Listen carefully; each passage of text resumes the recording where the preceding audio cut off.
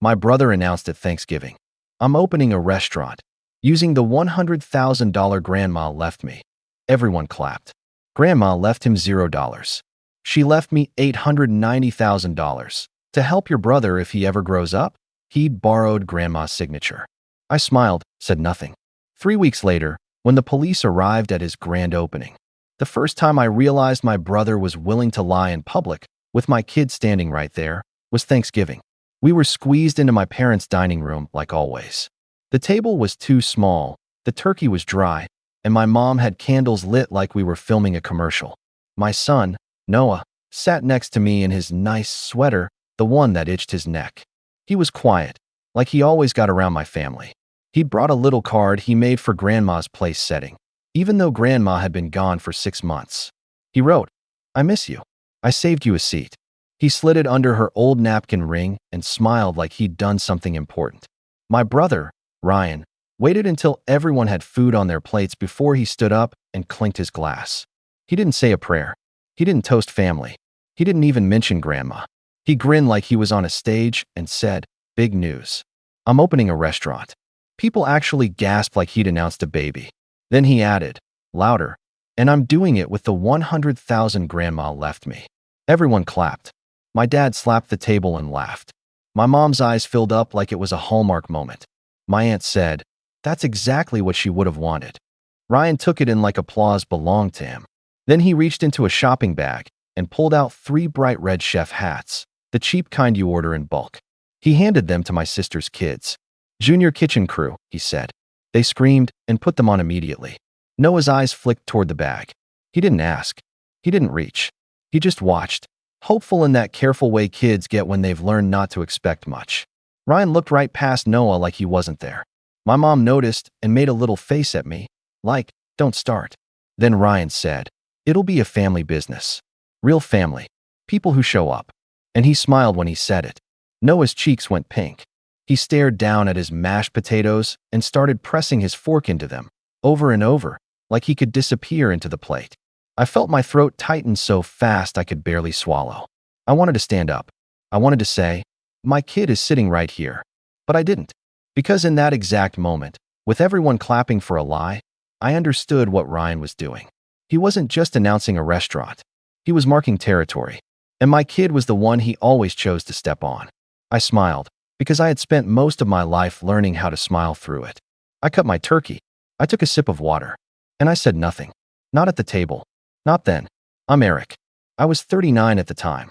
I lived 20 minutes outside my parents' place in a small 2-bedroom townhouse that always smelled faintly like hand wraps and laundry detergent. I coached boxing for a living. Not the glamorous kind. I trained teenagers who needed somewhere to put their anger. I trained women who wanted to feel safe walking to their cars. I trained older guys who needed a reason not to drink every night. I ran early classes. I mopped my own floors. I taped my own heavy bags when they split. Noah was 8. He was small for his age, quiet, polite. He lined up his pencils by color. He loved drawing menus on scrap paper, like little lists of foods he made up. He still called my gym Dad's workplace, like it was one word. His mom wasn't in the picture. That's the cleanest way to say it without opening a whole other wound. It had been me and him for years. My family loved to talk about how hard that must be. Then they'd turn around and treat Noah like he was a guest who stayed too long. Ryan, on the other hand, was always the main character. If you asked my parents, Ryan had potential. If you asked me, Ryan had a pattern. He'd show up with big ideas and empty pockets. And somehow I'd be the one plugging holes while everyone called it helping family. It started small. "Can you spot me 200 until Friday?" Then it was, "My car insurance is about to lapse." Then, "I'm behind on rent. Just this month." My parents were always involved, like a relay team passing guilt. My mom would call me with that soft voice she used when she wanted something. "Eric, honey," Ryan stressed. "He's trying. You know how he gets." My dad would be more blunt. "You're the responsible one. He needs you." I was the responsible one, so I paid. I'd send money through apps. I'd write checks. I'd cover a bill and tell myself it was temporary.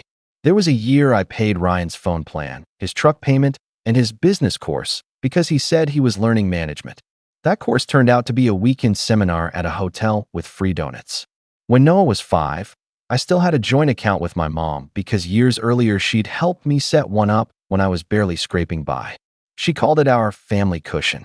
What it really was a funnel. Every time my parents needed a little help, it came from that account. Every time Ryan just needed a boost, it came from that account. I was the one putting money in. They were the ones taking comfort out. And the whole time, they acted like I was lucky to be included. Noah noticed more than he ever said.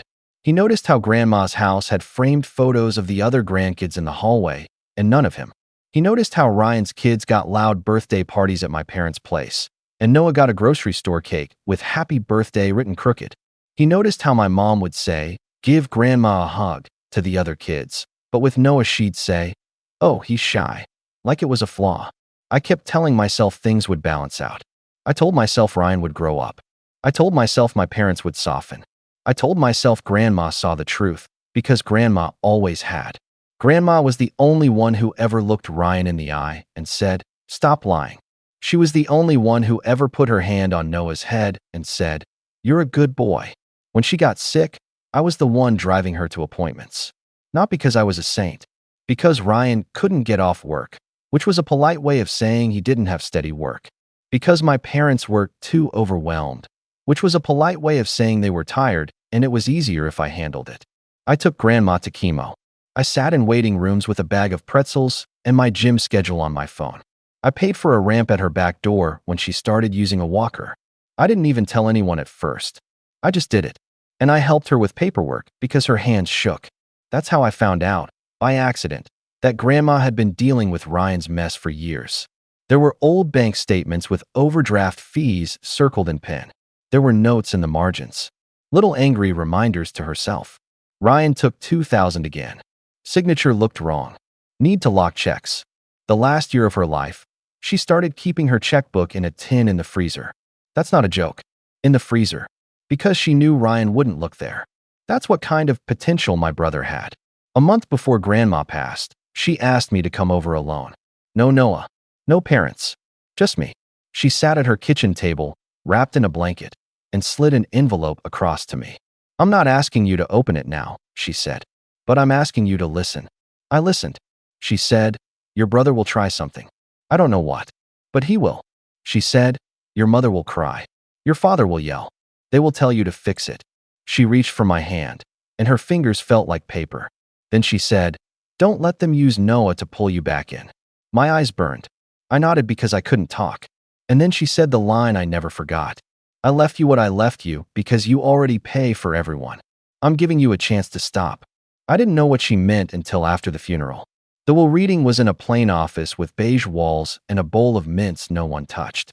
Ryan showed up, late, wearing cologne like he was going on a date. My mom dabbed her eyes the whole time. My dad sat rigid, jaw tight. Noah sat next to me with his feet swinging, clutching a little toy car. The attorney cleared his throat and started going through the document. There were small gifts.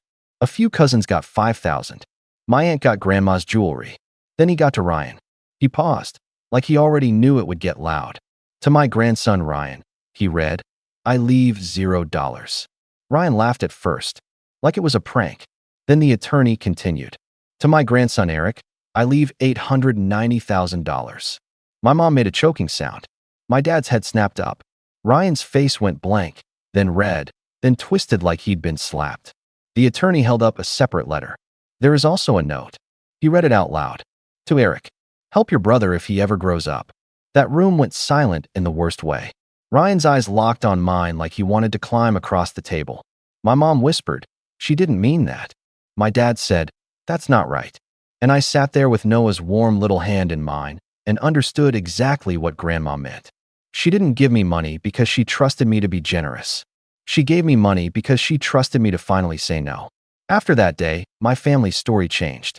In their version, Grandma had lost it at the end. In their version, Ryan was robbed. In their version, I was lucky, and luck meant I owed everyone. My mom started calling the inheritance family money, like it was a pot of soup we all shared. Ryan started dropping comments immediately. "Man, Grandma really did you solid." Or, "So what are you doing for the family?" My dad didn't even pretend. He said, "You know you have to help your brother now." Grandma put it in writing. He said that like a command, not a request. not even a discussion. And that's where the real pattern showed itself. Because it wasn't just that they wanted me to help. It was that they felt entitled to decide what help meant. To them, help meant I fund Ryan's life while my kid keeps getting pushed to the edge of every room. Ryan came to my gym one morning, leaned on the front desk like he owned the place, and said, "Listen, I'm not asking for much." He always started that way. Then he said, "I need 100 grand. I actually laughed because I thought he was messing with me. He didn't laugh back. He said, "Restaurant build out.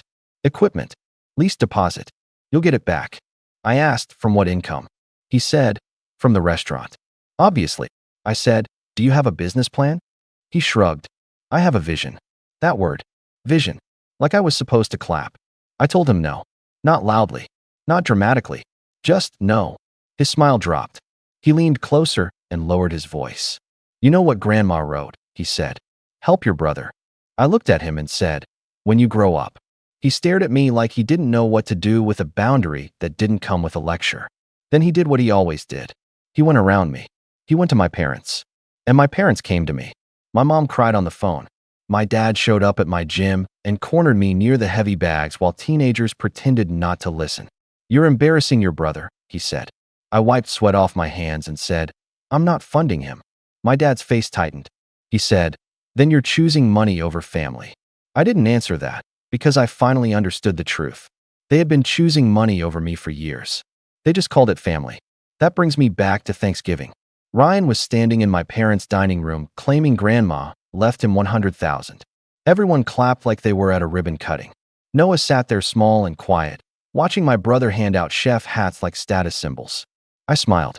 I said nothing. Because Ryan didn't just lie. He lied with a specific number. A clean, confident number. The kind of number you use when you think you can back it up. And I had a sinking feeling in my gut that he thought he had backed it up. After dessert, while the adults drifted into the living room, Noah stayed at the table, tracing the edge of Grandma's napkin ring. I asked him if he was okay. He nodded too fast. Then he said, "Uncle Ryan doesn't like me." It wasn't a question. It was a conclusion. I swallowed hard and said, "That's not your fault." Noah shrugged, like he already knew adults didn't fix things. Then he said, "Grandma did." And that nearly broke me. Because Grandma wasn't here anymore. And I was still letting them make my kid feel like he needed permission to exist. I took Noah home early. I told my parents he had a stomachache. That was easier than telling the truth. In the car, Noah stared out the window the whole way, quiet, shoulders tucked in. When we got home, he went straight to his room. I stood in my kitchen, looking at the fridge where Noah had taped one of Grandma's old handwritten recipes I'd copied for him. "Grilled cheese, but do it with love," it said in her shaky cursive. I took a breath, grabbed my phone, and did the one thing I'd been avoiding because I knew it would blow up my whole family. I called Grandma's attorney. The next morning, I sat in a small office again, but this time it wasn't beige and polite. It was practical. The attorney, Mr. Feldman, slid documents across his desk like he'd been waiting for me to catch up. "I'm glad you came in," he said. I told him what Ryan said at Thanksgiving. The exact words. The exact number. Mr. Feldman didn't look surprised. He nodded once and said, "We need to talk about a filing that came in 2 weeks ago." He turned his screen toward me. There was a document with Grandma's name on it. A request for an early distribution from the estate. $100,000. My stomach dropped. Mr. Feldman pointed to the signature. "Do you recognize that?" he asked. I stared at it. It looked like Grandma's signature if you squinted. But Grandma's signature had a certain wobble at the end. A small loop she always made, even when her hands were shaking. This one didn't have the loop. This one looked like someone drew her name the way they remembered it. I didn't say anything for a moment because I could feel heat rising behind my eyes. Then I asked, "Did this go through?" Mr. Feldman said, "We flagged it. We held it. I wanted you to see it." He paused, then said gently, "Eric, this is forgery."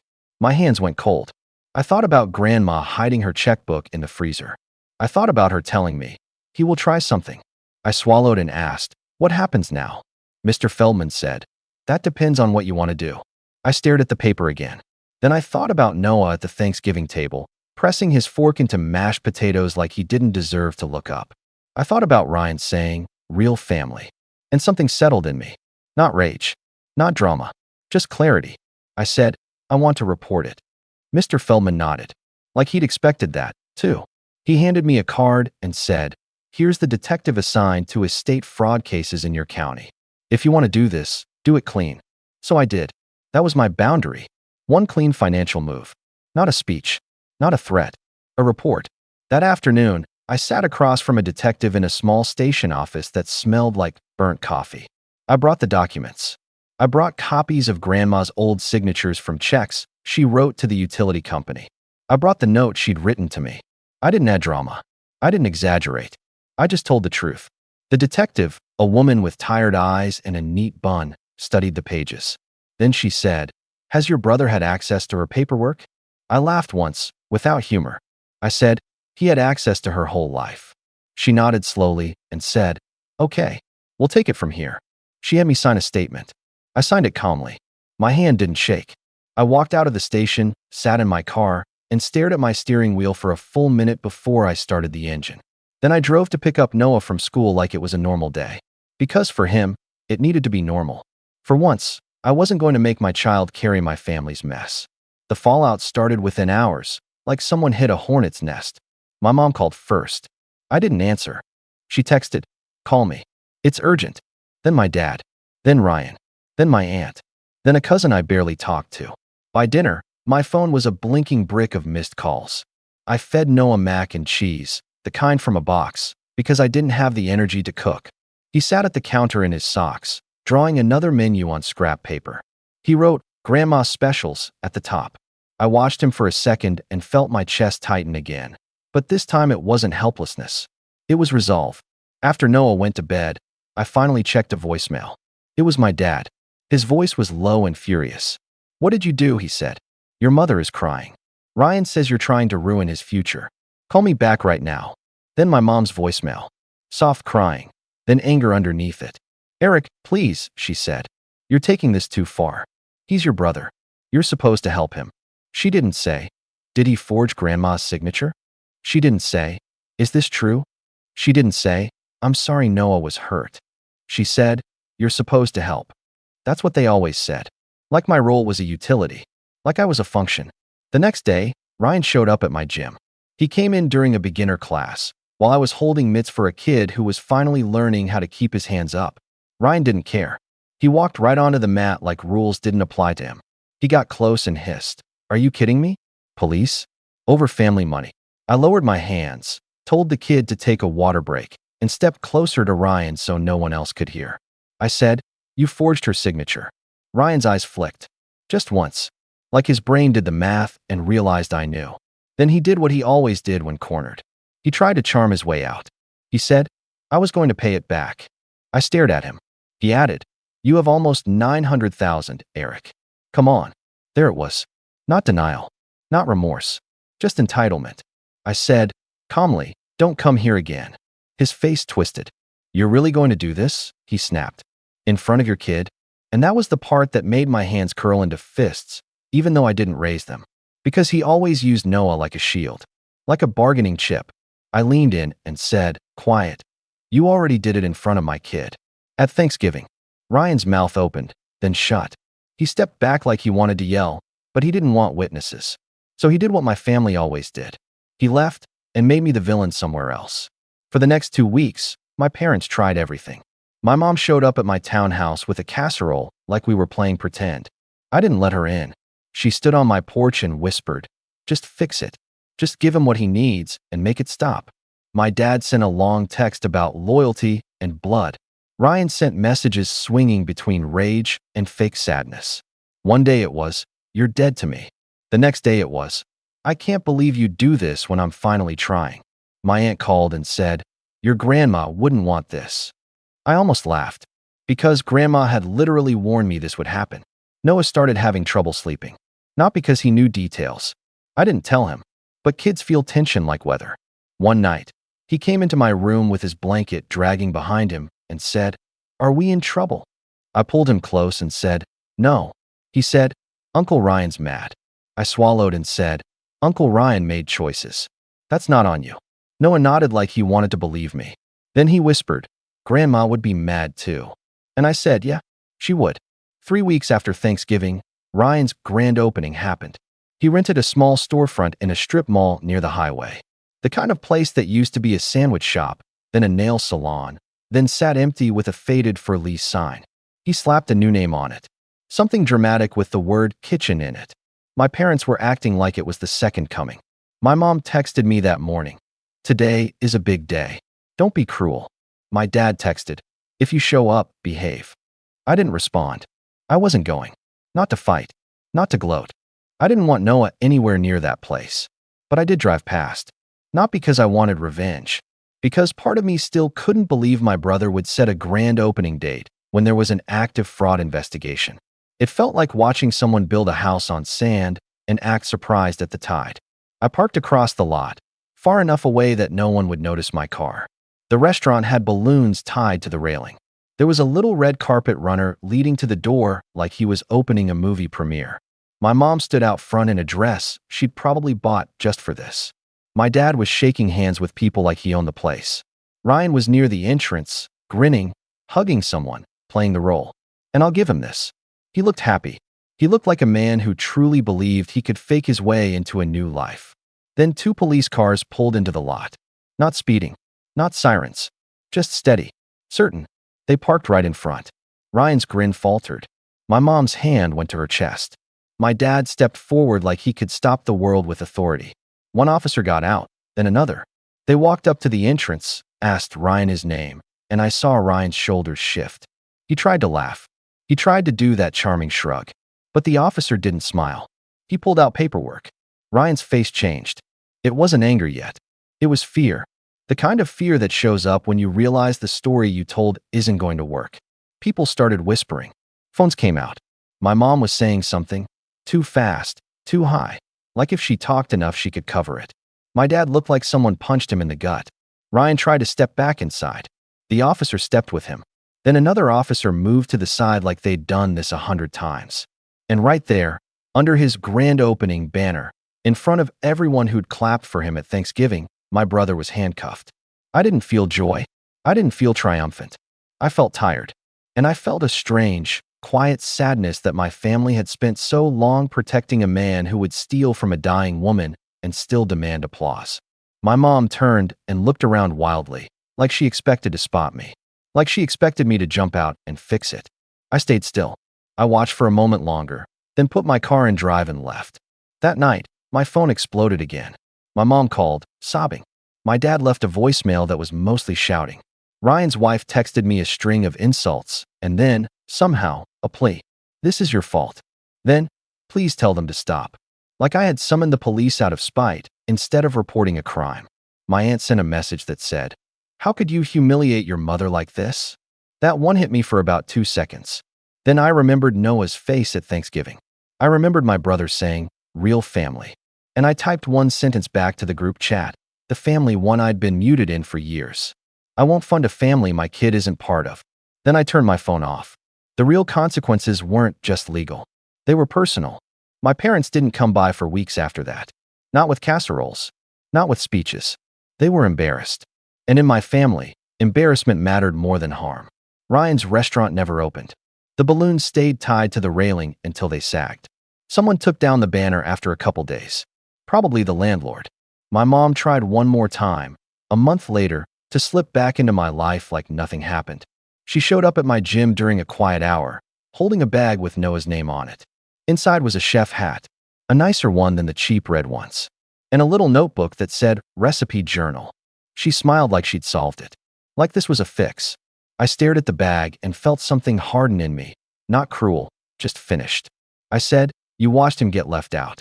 My mom's smile wobbled. She whispered, Ryan was excited. It wasn't about Noah. I nodded once. That's the problem, I said. She started crying. Quiet, controlled. Then she said the line I'd heard my whole life. We're family. I looked her in the eye and said, family doesn't use me as a wallet and treat my kid like an afterthought. She flinched like I'd slapped her, but I didn't raise my voice. I handed the bag back. I said, take it with you. Her mouth opened. I added, calm, you don't get to buy him back with a hat. She left without another word.